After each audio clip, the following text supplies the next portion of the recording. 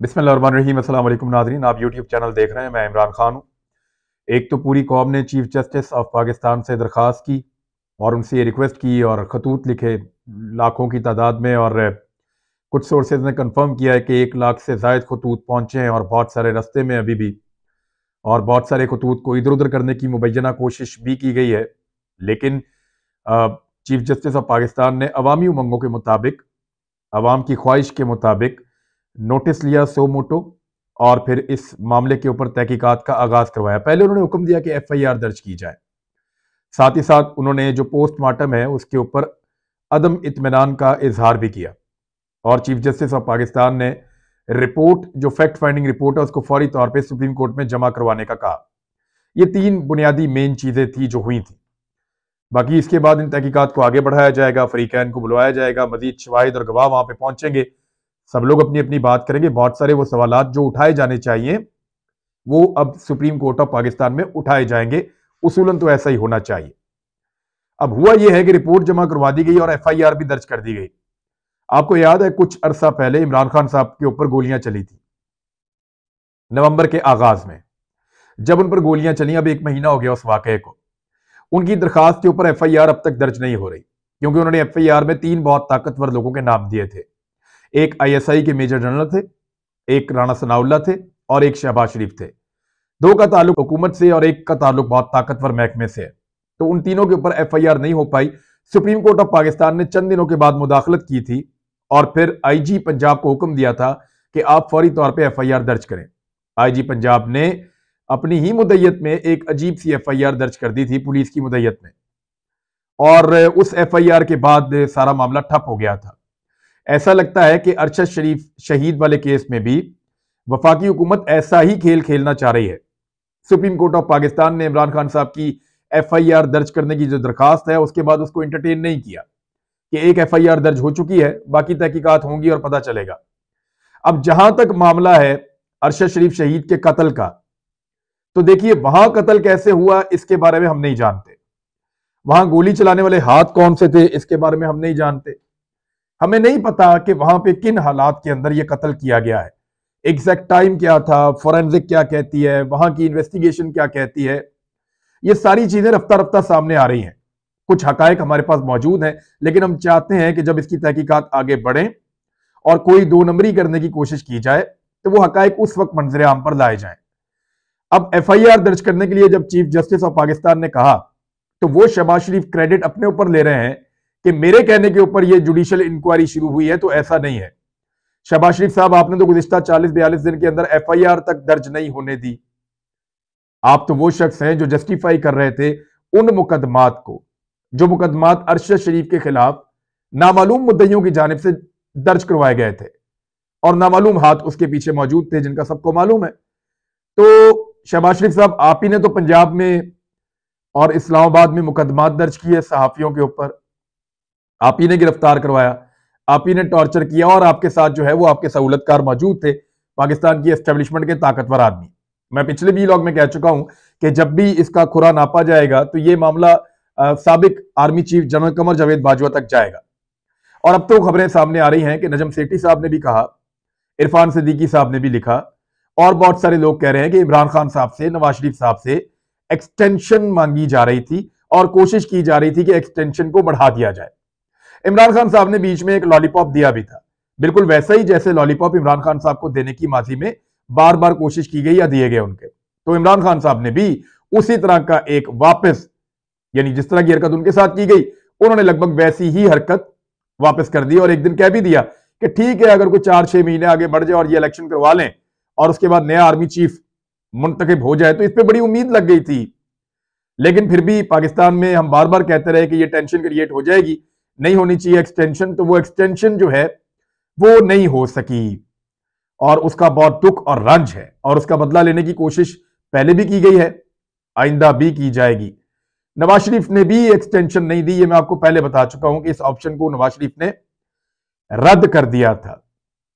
अब मामला यह है कि जो FIR दर्ज होनी चाहिए थी अरशद शरीफ शहीद की फैमिली की जानिब से, उनकी वालिदा की जानिब से, और वो बड़े अरसे तक ये दरखास्तें करते रहे, चीफ जस्टिस से कहते रहे, तमाम ताकतवर लोगों को अपीलें करते रहे कि हमारे बेटे का जो है वो कत्ल हुआ है, उनको शहीद किया गया है कीनिया में, और पाकिस्तान में उनको किन हालात का सामना था हमसे बेहतर कोई नहीं जानता।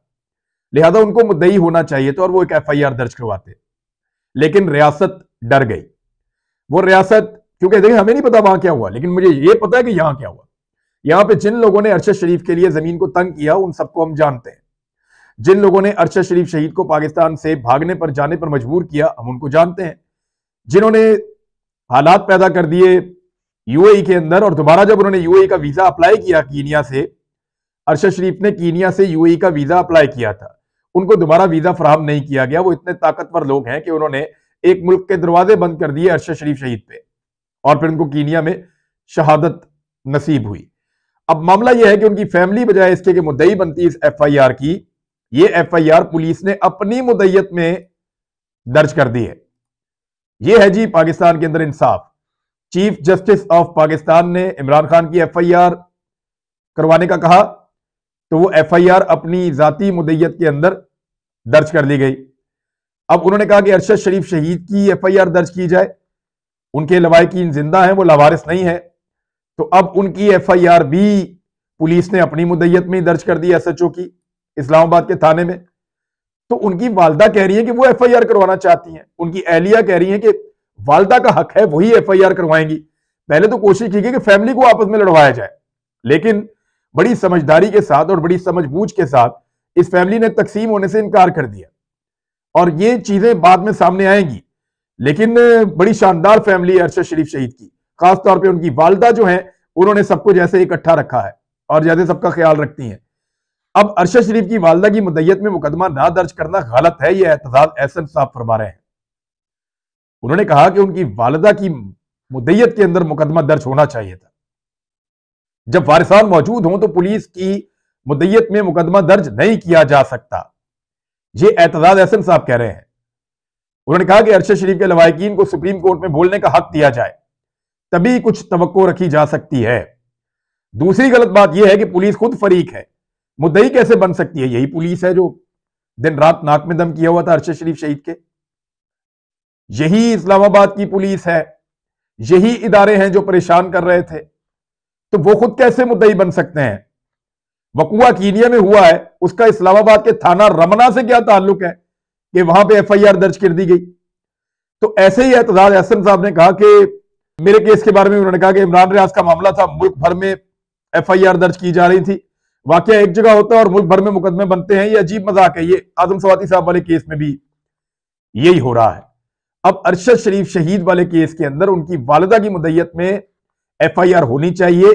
इंसाफ जब होता है तो वो होता हुआ दिखाई देता है। देखते हैं सुबह हमारे मुअज़्ज़िज़ चीफ जस्टिस ऑफ पाकिस्तान जनाब जस्टिस उमर अता बंदयाल साहब और उनके साथ जो मुअज़्ज़िज़ जज साहिबान मौजूद हैं दीगर चार, वो इस बारे में क्या कहते हैं। क्या वो इस पे इत्मीनान का इजहार करते हैं या वो ये कहते हैं कि वालिदा की मुद्दईयत के अंदर मुकदमा दर्ज किया जाए, ये शोहदा का खानदान है, फॉर गॉड सेक इनके साथ तो जुल्म ना करें। इन्होंने तो अपने बेटे दिए हैं इस मुल्क को, एक बेटा दिया, फिर अपना शौहर दिया, फिर अपना दूसरा बेटा दिया।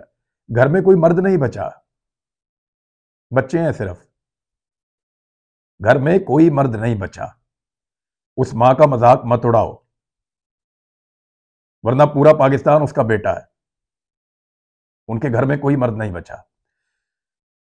ये जो मामला है इस पे अब FIR chief justice of Pakistan को चाहिए कि उनकी फैमिली की तरफ से दर्ज करवाई जाए, और मैं इस पे इतना ही कहना चाहता हूं।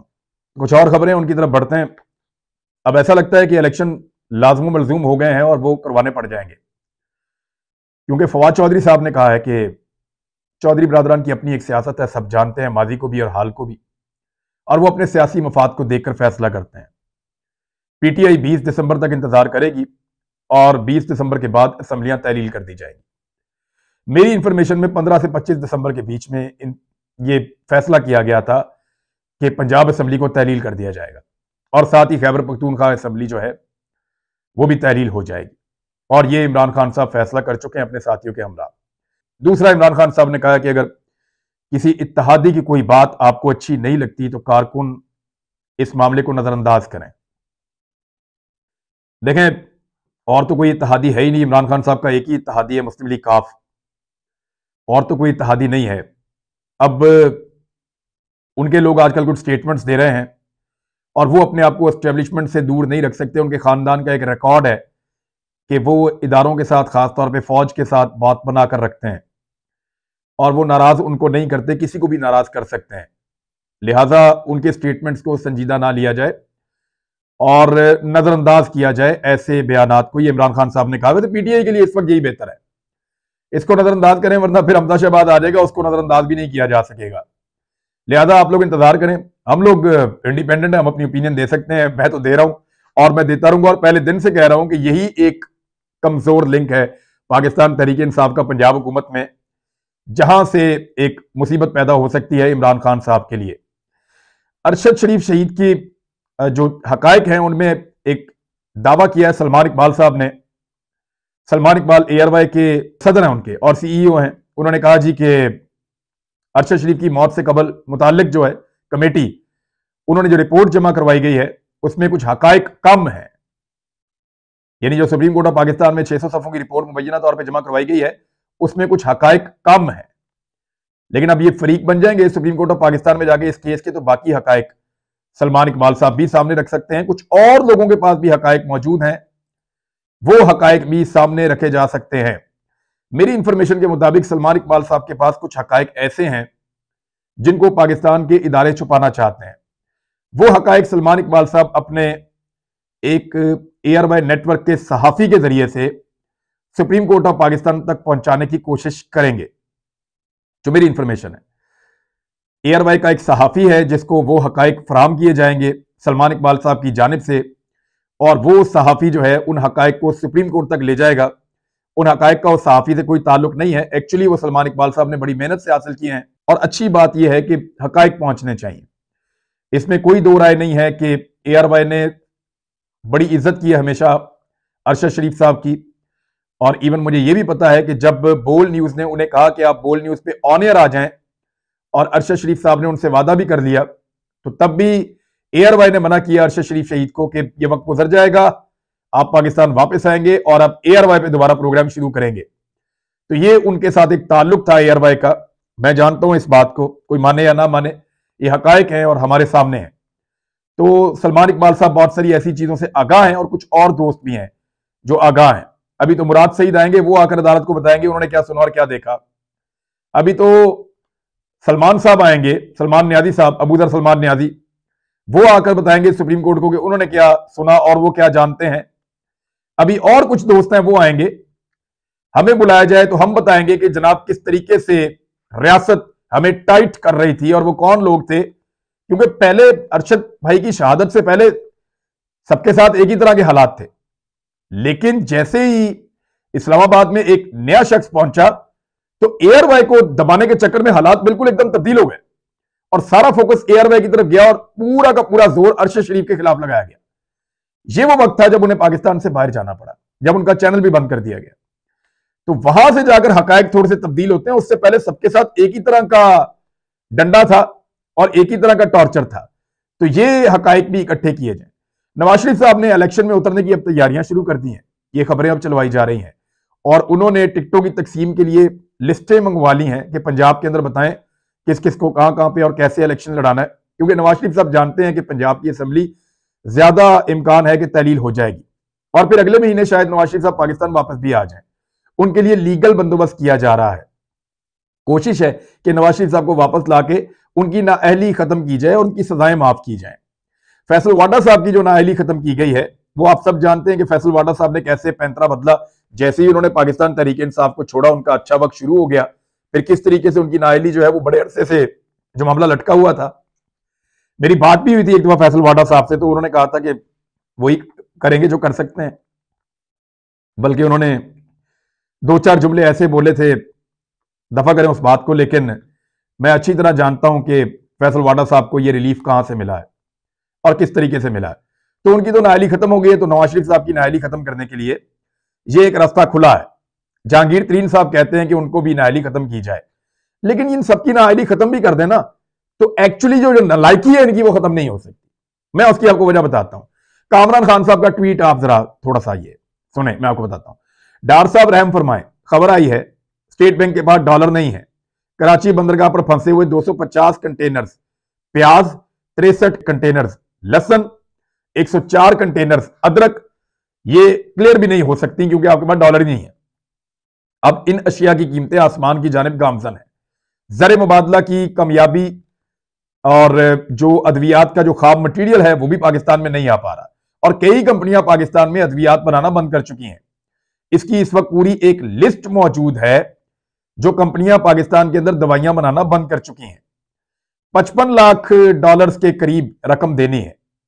ये प्याज के, लहसुन के और अदरक के कंटेनर्स हैं जिनके पैसे जमा करवाने हैं, लेकिन एलसी नहीं खुल रही, दस्तावेजात फराहम ही नहीं की जा रही बैंकों की जानिब से, तो डॉलर्स है ही नहीं स्टेट बैंक के पास, ऐसा लगता है, या इनको खर्चना नहीं चाह रहे, लोगों को खाने पीने की चीजें भी अवेलेबल नहीं है, तो बड़ा अनफॉर्चुनेट है। दूसरी एक और खबर है कि आईएमएफ के साथ जिस किस्म के मुआहदे इन्होंने किए हैं, 350 अरब रुपए की तरक्याती बजट में कटौती, ये नहीं अगर कोई तरक्याती काम पाकिस्तान में करना था तो 350 अरब रुपया उसमें से काट दिया है।